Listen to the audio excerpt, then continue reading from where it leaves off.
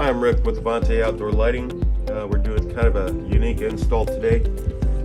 The challenge is the angle on these locks, and so we used a 2x4 and came the other day and did a template to get the right angle, make sure it was level and all. And after using the template, you can see we got our hole drilled here, and we're going to be installing a Saturn Halo.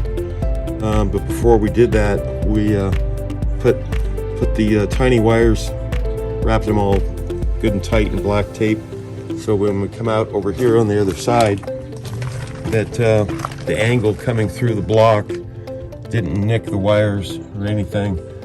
The wire actually runs down along this area, will be connected down there into the ground, and after it's all connected, it'll be reconcreted in, so it looks like it's always been that way.